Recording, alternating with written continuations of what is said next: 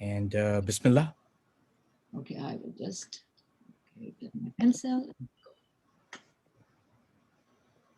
Assalamu alaikum and good afternoon, everyone. My name is Nazia Imtiaz Hussain, Apna Alliance President. Apna Alliance is a spouse organization of Apna members. Thank you for joining us in today's very informative webinar. The title is Civic Engagement and Why We Should All Be Involved in One Way or Another. Even as Apna Alliance and Apna members, we are involved in civic engagement within our communities here and in Pakistan. Civic engagement involves working to make a difference in the civic life of one's community and developing the combination of skills, values, and motivation to make that difference. It means promoting the quality of life in a community through both political and non-political process. Civic engagement includes both paid and unpaid forms of political activism, environmentalism, and community and national service. Volunteering and service learning are all forms of civic engagement. Now let's talk about Muslims in America. Well, the fact of the matter is that the history of American Muslims goes back more than 400 years. Although some evidence suggests that there were Muslims on Columbus ships, the first clearly documented arrival of Muslims in America occurred in the 17th century with the arrival of slaves from Africa. America now is home to one of the most diverse Muslim populations in the world, including people of almost every ethnicity, county, and school of thought. While exact numbers are difficult to establish, there are between 3 to 6 million American Muslims. About 1/2 of this population was born in the US, a percentage that continues to grow as immigration slows and younger individuals start having families. For Muslims living in the West, questions concerning civic engagement with the broader society abound. Should we engage? If so, how should we engage? And what should be the basis of our engagement? To help us better understand, we are honored to have Senator Mujtaba Mohammed with us today. Mr. Mohammed is a Democratic member of the North Carolina General Assembly. On November 6, 2018, he was elected to represent the Mecklenburg County's 38th district in the North Carolina State Senate. Mr. Mohammed is a longtime Charlotte resident. He was born in the United States to two hardworking immigrant parents from India. Mujtaba's mother and father taught him the importance of putting family before self, helping others and appreciating the simple blessings in life. It was this belief in giving priority to family and community that led Mujtaba to pursue a career in public interest law and a life dedicated to serving others in need. As a product of Charlotte Mecklenburg schools and graduate of the University of North Carolina at Charlotte, Mujtaba knows firsthand the role that a strong public education system can play in opening the doors of opportunity for all families. He's proud graduate of North Carolina Central University of Law and attended the school due to its rich history of empowering communities of color and its commitment to truth and service. In addition to defending the rights of the underprivileged in the courtroom and fighting to connect low-income families to the services they need every day, Mujtaba continues to demonstrate his commitment to children and families through his past and current service on the boards of directors of local nonprofit organizations. Mujtaba's passion and work for equity, fairness, and opportunity for all led to North Carolina's Governor Roy Cooper appointing him to the North Carolina Council on Developmental Disabilities in North Carolina's Task Force for Racial Equity in Criminal Justice. Mujtaba's proven record of service to children and families led to his election to the North Carolina State Senate in 2018, where he is working to ensure every family and child has a chance at a brighter economic future. When he's not fighting to strengthen our communities, Mujtaba spends his time raising his 3 children with his wife in Northeast Charlotte. Mr. Mohammed, thank you so much for taking the time out and educating us. Thank you so much for having me, Sister Nazia. It's great to be here. I was just saying before we spoke to the panelists here that are listening in, it's great to see the UPNA Alliance organization of women who are stepping up and getting empowered and engaged. So that's absolutely refreshing to be here today. But if you're okay with me, I can just begin speaking, or did you want? Please. Okay.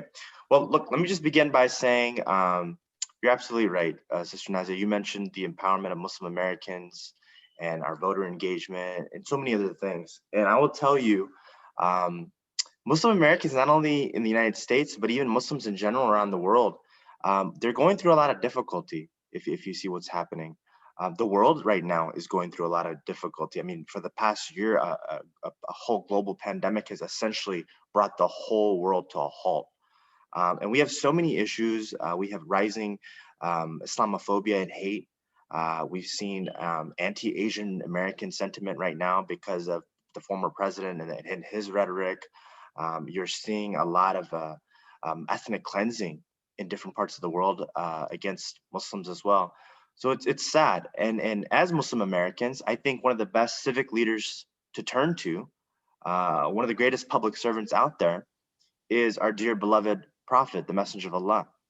Whose better example can we look to apply his values, his life lessons that he applied then today, because they're absolutely relevant. And I like to begin by just talking about that difficulty that the Messenger of Allah dealt with himself. As the narrations mentioned, we're just going to go through this. I'm not an Islamic scholar, but I like to reflect on history.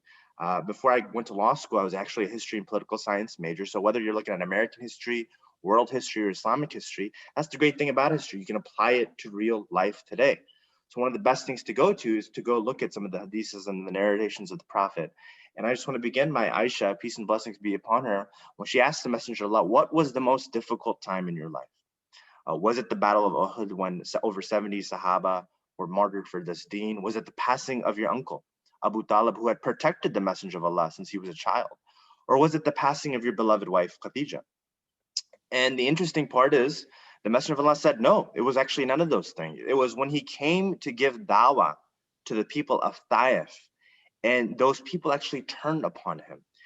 It was within 10 years since the revelation had been given to the Messenger of Allah. Persecution of Muslims, like you see very much today, had drastically intensified.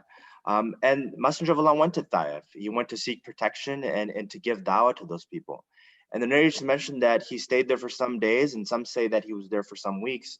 And the people of Taif, they didn't care about what he had to say. They were dismissive of him, they mocked him, they made fun of him. But during his time there, not one person at the time embraced Islam. And think about that. Who was giving this dawah? The greatest of men.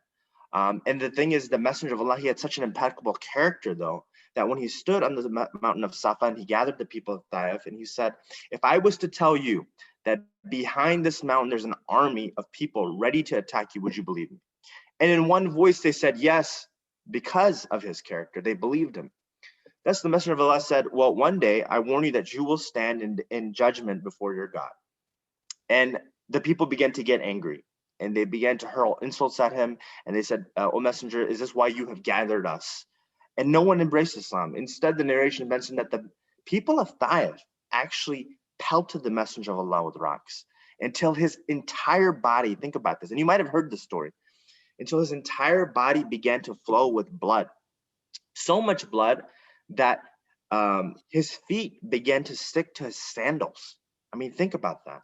When he finally found some refuge and shelter under a tree, he sat down and he prayed to Allah, God. And he said, and Allah sent down the angel Jibril, and the angel which controls the mountains. And angel Jibril said to the Messenger of Allah, he said, Allah has seen what the people of Taif have done to you. And if you wish, I will command the angel that controls the mountains to crush the people of Taif.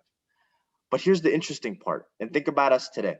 I mean, we get in so many arguments with our fellow relatives, right? With distant cousins, with family members, with friends in our community. And sometimes we go for years and decades not looking at them, not speaking to them, and ignoring them and holding so many grudges.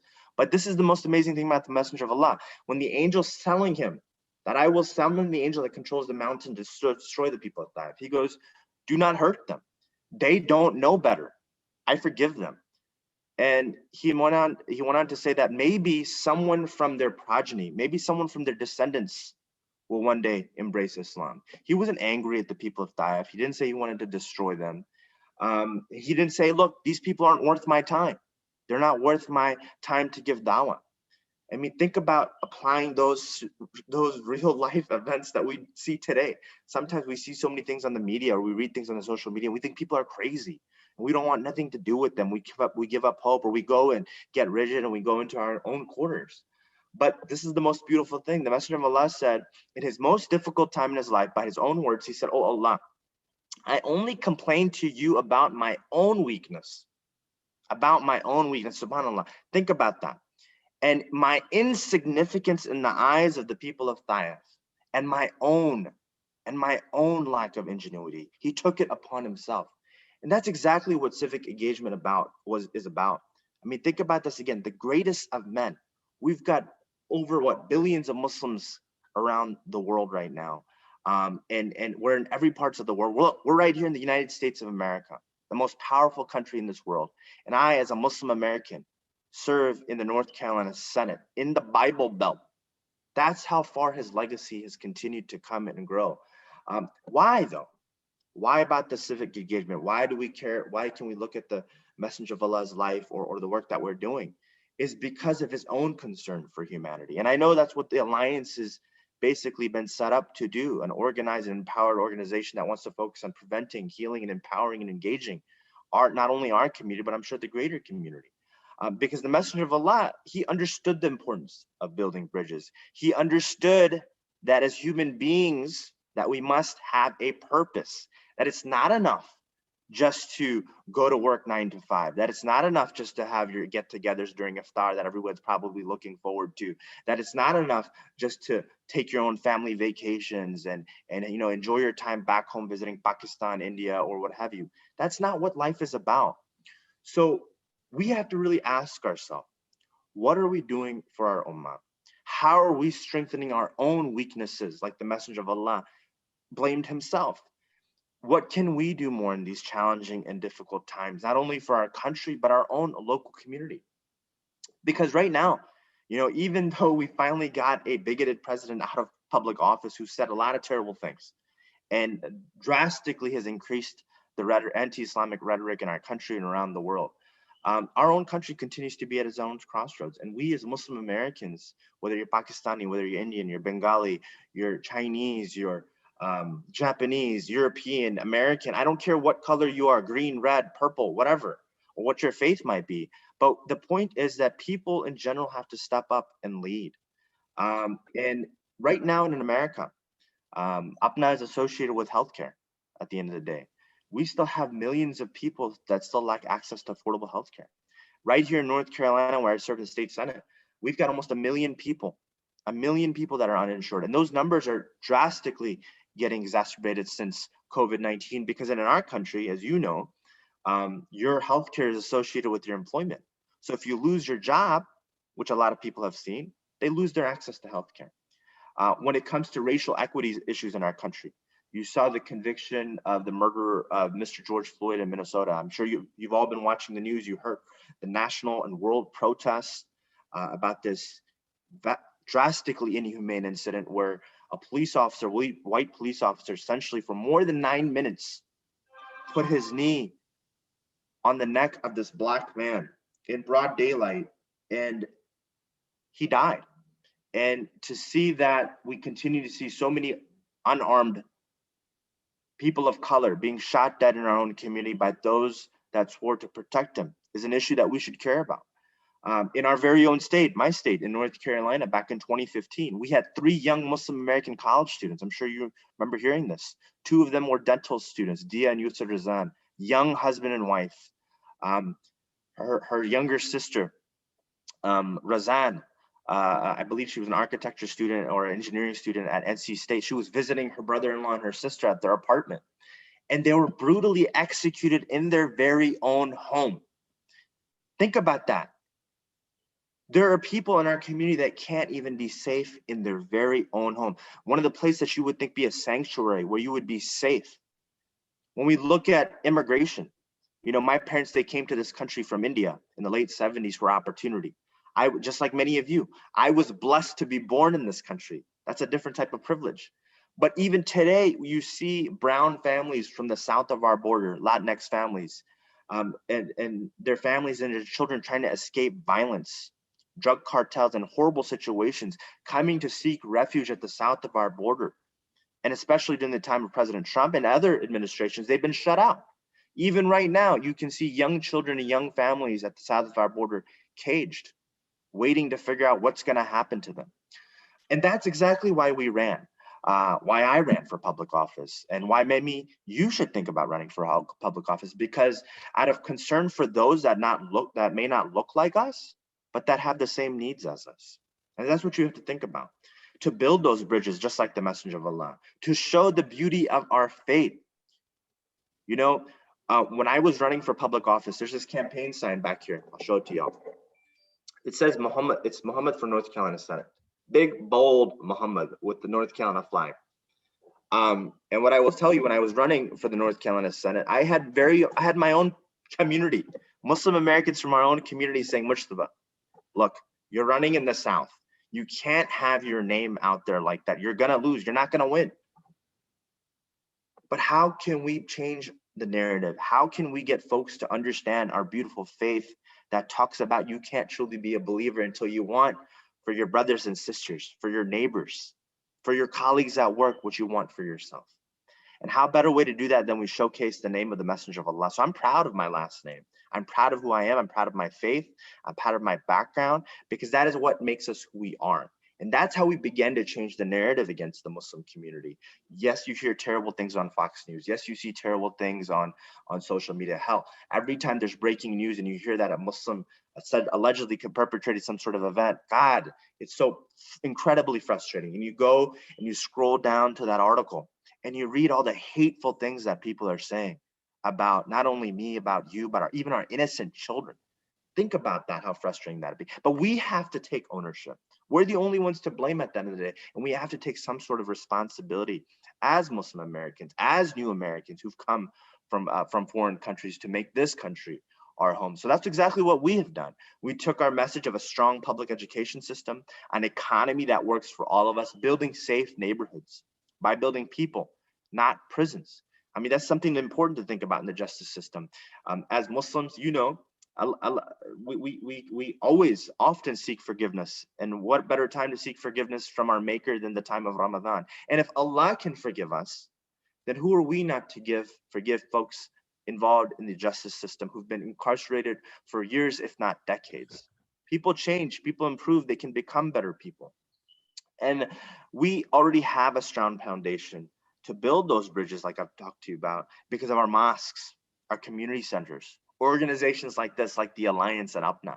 That's why you continue to see more and more Muslim Americans, more and more young people and other folks from immigrant backgrounds who now not only appear before you as candidates like we did before, but now as an elected official like myself, as a North Carolina senator. And along with me in 2018, what I will tell you, we had over 100 Muslim Americans across the country that signed up to run for public office. I would call it a Muslim wave. And I told Sister Nazia this when we started, that this momentum, this Muslim wave of Muslims stepping up and running for public office, excitingly, has been led by Muslim women. I mean, think about that. Muslim women are elected to the United States Congress. You got Congresswoman Ilhan Omar from Minnesota. You got Congresswoman Rashida Tlaib. Ilhan Omar wears a hijab. And these women are constantly berated for their faith and their ethnic background. Folks don't believe that they should be so bold and say the things that they say about equity, racial equity, economic justice, the things that they're saying about protecting our environment, but they are. And that's what's so exciting, because I have a young daughter. You know, I have a 1-year-old daughter named Amara, and I'm excited that for the first time ever, she has people like her that look like her in public office. That's a beautiful example. You know, being a child of immigrant parents, and many of you know this because you're probably a medical professional or you're married to a medical professional. All we ever heard from the day you were born is you got to be a doctor and engineer. That's it. There's nothing else. And I'm thankful to our doctors. I'm thankful to our frontline workers. I'm thankful to so many of my friends at UPNA and Alliance, because you've been at the front lines, especially during this pandemic. And we thank you so much for the sacrifices that only that you've made, but your family has made, putting countless hours into saving lives. But we as Muslim Americans have to begin to realize that we've got to blame our ingenuity. We need Muslim Americans that are journalists. We need Muslim Americans that are elected officials. We need Muslim Americans that are lawyers. We need Muslim Americans that are community activists, that are engaged in informing their community, because that's how we continue to write our narrative. That's how we begin to become the part of the American fabric. That's how you will continue to see more and more Muslim Americans leading the charge. And Sister Nazia, you mentioned, right now we've got Kamala Harris. She's the first Asian American as vice president, and the only woman in the highest, one of the highest offices in our country. And you mentioned to me when we started that maybe one day we'll see a Muslim in the White House. And I hope so. I hope it's in our lifetime, because things are beginning to change, because people like yourself, people like this organization are continuing to get involved and getting engaged and staying informed. And what I will say, to quote one of my favorite sheikhs, Sheikh Omar Salaman, is that for many years, Muslims have watched elections be about us, without us. Candidates have been with us, they've been against us. But now for Muslim Americans across the country, they're stepping up and running and winning. And young Muslim Americans are watching with a renewed sense of belonging. And that's the most exciting part. One of my journeys that was the trigger point for me to run for public office. When I got elected to the North Carolina Senate in 2018, I was the youngest member of the North Carolina Senate. The average state legislature is usually a white guy in his 60s. We have very few women serving in public office. We have very few people of color serving in public office. And we have very, very few young people running for public office, because it's very difficult, especially with a young family, the way the structure's set up, it's very difficult. But I remember after Donald Trump came down his escalator, and he started hurling terrible insults at the immigrant community, when he started talking about we've got to ban Muslim Americans in our country, when you heard the rhetoric from people like Ben Carson and Trump talking about Muslims can't be trusted in public office, being one of the few lawyers in our community in Charlotte, I remember seeing a lot of young people coming up to me and saying, Brother Mujtaba, why can't a Muslim be in public office? Why does your faith handicap your ability to serve in public office? It doesn't. And you have to realize, and this is what my point is again, you have got to get comfortable with being uncomfortable. Because I wish when I was growing up in the United States of America that I had a young Muslim American elected official, a state senator, a congressman or woman, a mayor, a US senator, a governor to look up to when I was a child, because God knows where I would be. Because they say that you can't be it unless you see it. And that's why, no shame to it again, it's why many of us become doctors. It's why many of us become engineers, because we have a parent, a cousin, a brother, an aunt, an uncle, somebody in our family that's in the medical professional. It's why you automatically get streamlined into that. But again, we're not getting civically engaged. We're not running for public office as much as we should, right? But thankfully that's beginning to change. And that's what's so exciting, because now I get messages now from across the country. It's the craziest thing. I get young college students and young high school students. I had a message the other day from a young kid named Ali, who had recently graduated, and he was shocked that I had been elected to public office from North Carolina, and that my name was Mujtaba Mohammed. And he was like, look, you're not over here talking about Muslim issues. You're not talking about what's happening in the Middle East. You're not talking about Pakistan. You're actually talking about issues that affect everyday American people. And that's true, because we are American people. America is not a Christian. America is not a Jewish person. America is not a Hindu person. America is not a Muslim person.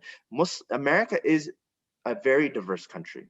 And that's what makes us, that's what gives our country its greatest strength. So it's great to see young people inspired by Congresswoman Ilhan Omar, people like myself stepping up and running for public office. In North Carolina, just this year after I got elected, we elected our first Muslim women to office in North Carolina, a young hijabi woman, Pakistani, a good friend named Nada Alam, elected as county commissioner in Durham. That's absolutely exciting to see. But that's because we continue to shatter that glass ceiling, and we continue to see more and more people step up and run for office. And that's the thing. And it's because of you that these types of progresses continue to happen. So I want to make sure I'm giving you and the rest of our community that credit, because I think we're beginning to realize that we can't afford any longer to sit on the sidelines, that we can't any longer not afford to see our neighbors in ourselves, that we can no longer accept what's unacceptable. And that's why people like myself are no longer just your candidates, we're your elected public servants, and our community is beginning to gain collective power, and that's amazing. That's absolutely amazing. And one thing I will tell you, especially in our immigrant community, Sister Nazia, then I'll begin to wrap it up real quick, um, is that people need to understand that elections happen every single year in the United States of America. It's not every 4 years. The next election is not in 2024, my friends. There's an election going on this year. There are two elections that go on every year. There's called a primary. It's an election that happens within the party. So I'm a Democrat. So if somebody wants to challenge me for my Senate seat, there'll be another Democrat that files to run against me in the primary election. And then there's a general election where once you become the nominee, like Joe Biden became the nominee for the Democratic Party, there's a general election in November for that particular seat that you're running for, whether it's mayor, city council, school board, whatever it is. There is an election every single year. And I need you to understand that, because there is a misconception, there's a misunderstanding where people in our community often think there's only election every 4 years. Well, the reality is the drastic changes that you see in America, the ability to figure out who votes, how they vote, when they vote. Think about it, especially with COVID, where folks were voting through mail. I know Pennsylvania had a huge mail voting system that this president claimed was fraud, and et cetera, et cetera.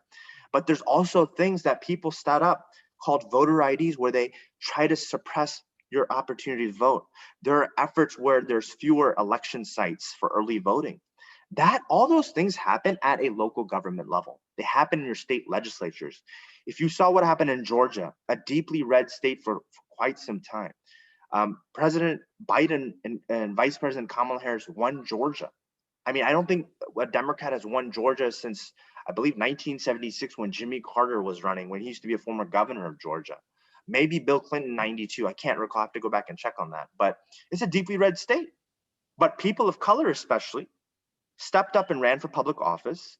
The ability to make it a little easier to vote because of this pandemic, people stepped up and engaged. And right now, in their state legislature and legislatures across the country, there are people that don't look like you and I, that don't have the same interests as you and I, out there rigging the next election by suppressing your ability to vote, by reducing the number of early voting sites, maybe potentially reducing the number of early voting days, creating barriers to access to the ballot with enhancements to voter ID. How apparently in Georgia, they're making it a felony to pass out a bottle of water for folks that are waiting in line to vote. That's what's happening. Why? Because the local governments determine how and when we vote, and that affects your presidential race every year, every 4 years. That's going to affect your federal races like U.S. Senate and the United States Congress. That's going to affect your state legislative races where I serve. That's going to affect your gubernatorial races where you're going to elect your next governor, and so many other down ballot races like city council, school board, mayor. So think about that. That is where the real work happens. And what I will tell you is that's why you've got to step up and take it to the next level. All right. It's not enough just to, go to your masjid for iftar, your community center, and talk about cricket or be. I mean, I'm with the Lions, so maybe there's not enough cricket fans. But with some of my other groups, the brothers, they love their cricket. But it's not enough, guys. It's really not. And I will tell you, you are our mothers. You are our sisters. You are our first teachers. And just like you've taught us sound values, just like you've taught us to better ourselves, just like you've taught us how to pray and worship Allah, you have got to teach your children, you have got to teach your community about getting involved and serving humanity. And that begins by civic engagement. That begins by understanding that the problems that we're trying to solve right now aren't going to be solved by the folks in Washington, D.C. They're going to be solved in our state capitals.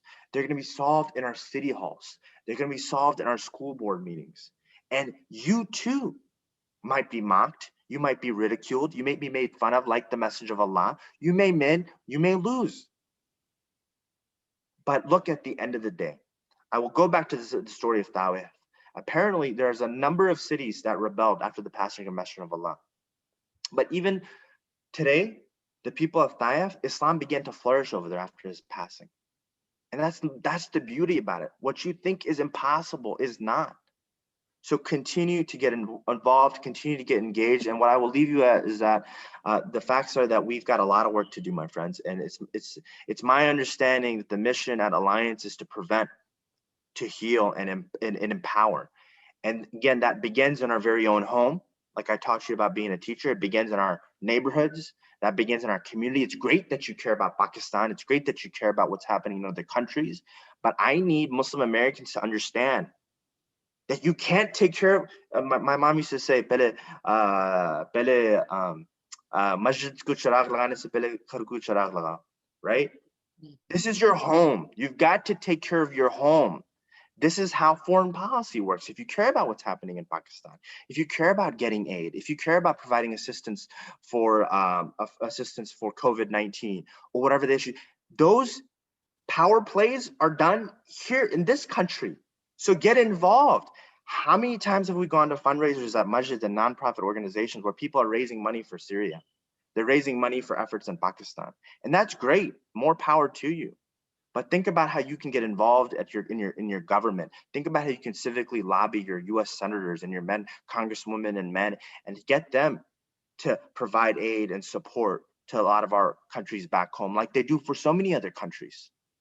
It's about working smarter, not necessarily working harder, right? So we can have increased gains. But I will leave you with this, is saying that with every protest, with every event like this one that Alliance is having, with every opportunity to have a public comment at your local government meetings, with every parent, teacher, student association meeting, with every neighborhood association meeting that's formed, with every march, with every rally, every election, you need to get engaged and help us build a stronger foundation for Muslim Americans, not only across your states, but across our country and across the world.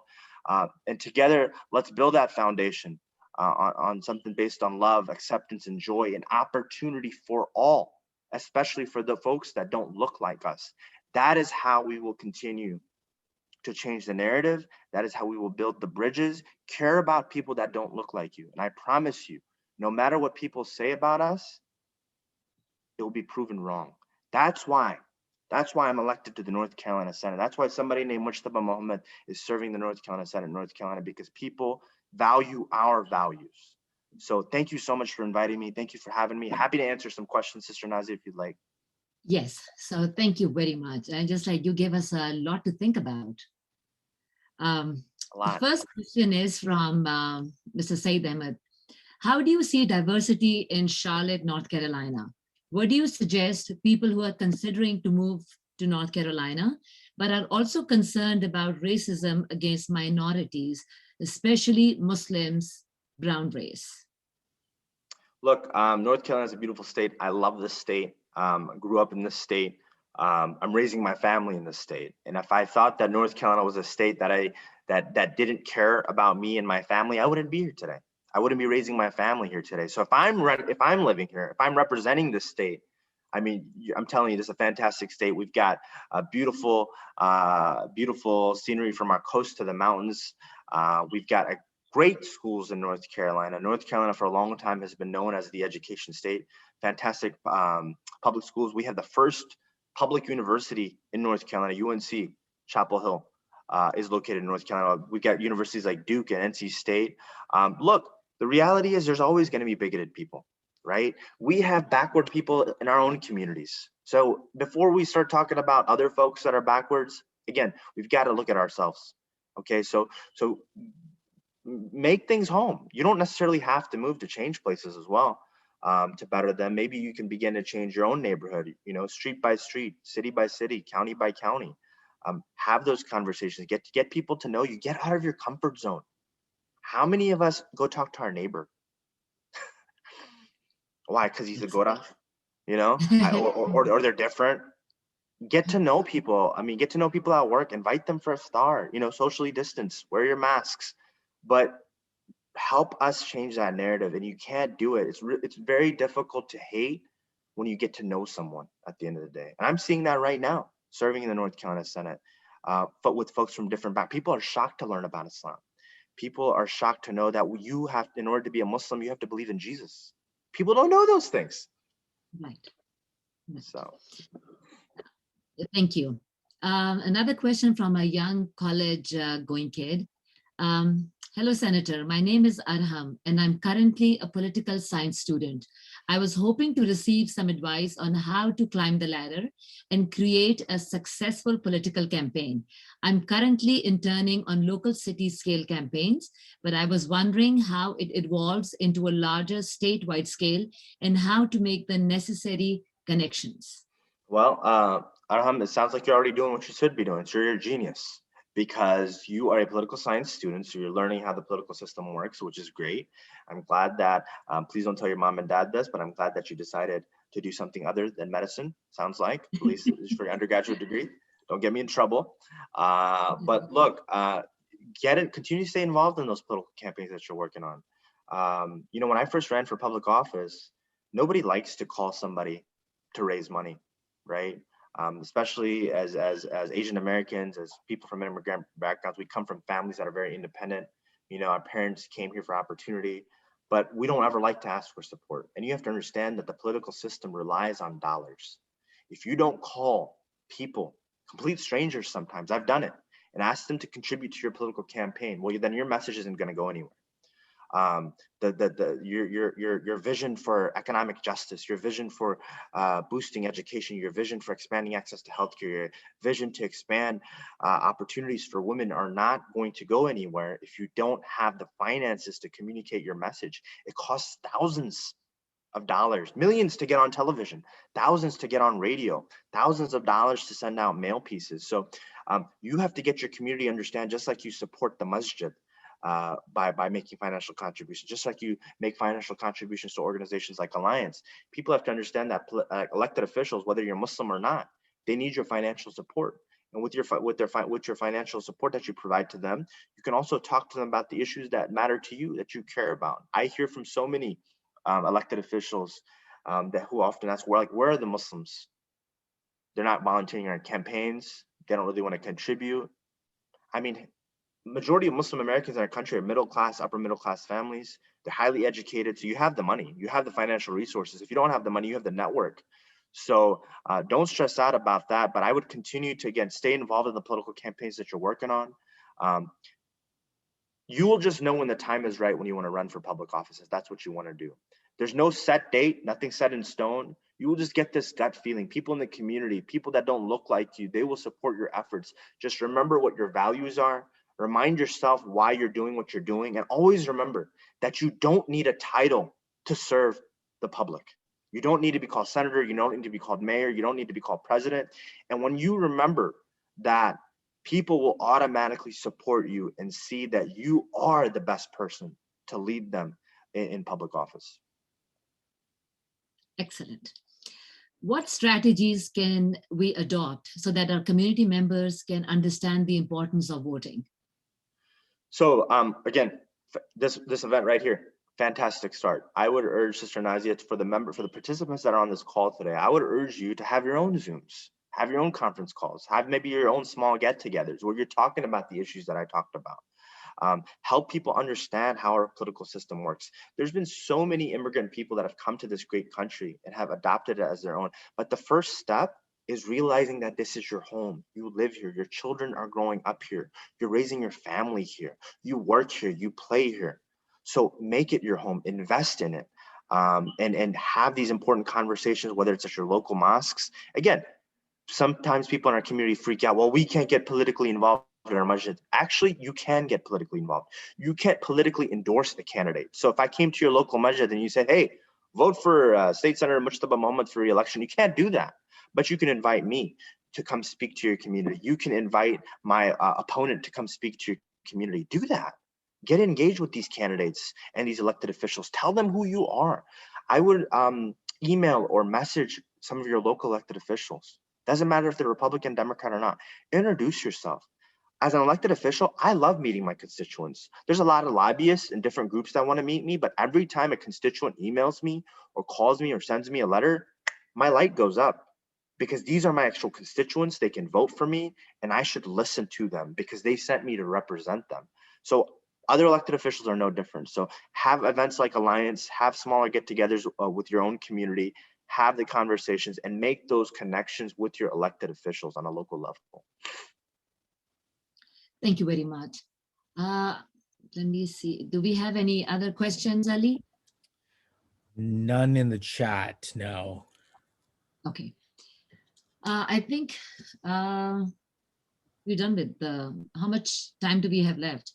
Should we, does anybody have? It's up to Brother Mujtaba if he wants to sort of give some parting thoughts for us to think. Even for me, you've given me a lot to think about, so thank you. Ali, I think I've shared a lot of thoughts. I'm a lawyer too, so sometimes we talk too much. I don't want to bore people. Yeah. And I'm an elected official. You know, we have a bad reputation for talking too much. So I think I've said what I need to say. I think you've taken what you've taken, and again, my biggest recommendation to the people at Alliance, to my friends at Alliance and UPNA is, again, think outside of the box. Care about people that don't look like you. I know Alliance cares a lot about Muslim Americans. I know you care a lot about Pakistan and other groups, but again, care about people that don't look like you. Build those bridges, build those relationships, and get your community involved. Remind your community every year there's an election.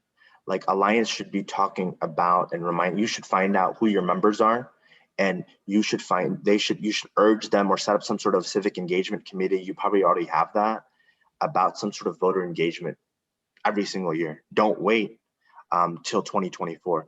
The election in 2024 is going to be decided this year by your activism, by the activism of so many other groups that are getting engaged and involved. That's how Stacey Abrams, who lost the gubernatorial race in Georgia, she lost her race. And a lot of times people will lose an election. They'll be like, well, I'm done. Politics wasn't for me. I've met so many Muslim Americans, even here in North Carolina, who run for public office and they weren't successful. But they were successful because if it wasn't for their trying, I wouldn't be here today. I never ran for public office before in 2018. I ran and I won, but I ran and I stand and I sit on the shoulders of people who ran for public office and have been elected before me. And that's my point. So don't be disheartened if you run for public office and you don't win. There's a young person who's coming behind you. You heard about the young college student who's working on campaigns right now. There are folks that are looking up to you for you to create those opportunities for them. So please continue to do that because there's a lot on the line. I have two more questions. So from one of the questions from an UPNA member, in a political diverse region like North Carolina, how do you go about working and connecting with political actors of opposite ideologies? So look, I serve in the North Carolina Senate. I'm a Democrat. I serve in the minority party. We lost the majority back in 2010. So we've had a Republican majority in our state since 2010, which is unfortunate and incredibly frustrating for me because it's difficult to accomplish a lot of work. So you really have to work across the aisle. First of all, you have to begin by realizing that everyone that's serving in public office, give them the benefit of the doubt and believe that whatever they're championing, they might be championing some of the craziest ideas that you would think about. But remember that they're doing what they're doing because they have a good faith belief in it, and those are their values. So meet them where they are, have a conversation with them, tell them why things are important to you. Again, sharing your story, why you're doing what you're doing is important, what issues that you care about, what you're passionate about. And there are often times where, even for me, serving in the North Carolina Senate in the minority party, where you get a lot of terrible bills, terrible ideas. And you can sometimes have a conversation in an office or in a hallway with somebody of the opposite party and tell them what's wrong with a potential piece of legislation, how we can better improve it. And you can organize other groups, other leaders in the community, other elected officials to help lobby them as well, because you've got to work together at the end of the day to make progress. In our state, we have a Democrat that's governor and we have a Republican legislature. So if we're ever going to accomplish anything in North Carolina, both Republicans and Democrats have to come together. And you're going to see that probably becomes really true in 2022 if President Biden loses the United States Senate and the United States Congress. It's a tie in the United States Senate. It's 50-50. Vice President Kamala Harris has to vote every single time to pass a piece of legislation because she's the vice president. The vice president is the president of the Senate, and they cast a vote that breaks the tie. So I'm hopeful that we keep the majority. in the United States House and the United States Congress, but that may change. So President Biden is going to have to work potentially with another branch of government that's from a different party. So hopefully they can make a lot of progress while they can right now and build those bridges and relationships if they lose elections in 2022. Thank you. Thank you very much, Mujtaba, for this like enlightening presentation and speech. Just to let you know that the Alliance organization, Apna Alliance, we have partnered up with the Black Foundation in Chicago, and we have offered scholarships to the people deserving in Breonna Taylor's name. So we have, we are trying to involve the communities and communities that don't look like us. And so we're trying to do our part. But thank you very much for all your suggestions. Thank you for coming. I just messaged my contact information for anybody on this call that wants to stay engaged. My email's on there. I try to keep folks informed and engaged on all of our social media platforms, so feel free to like or follow. Happy to help any people that want to get politically involved. Feel free to reach out to me. Don't be shy. It's a pleasure to be here. Even though I will say I don't directly represent you, might be out of North Carolina, I'm still proud to represent you as a member of the North Carolina Senate, as an elected official, and proud to be your voice. So thank you so much, Sister Nazia. Thank you, Ali, for organizing. Can't thank Apna and the Alliance enough for all the hard work that you're doing. So continue to prevent, heal, and engage. Thank you. Thank you very much. And we are very proud of you. Thank you. Bye. Thank you. Bye. Good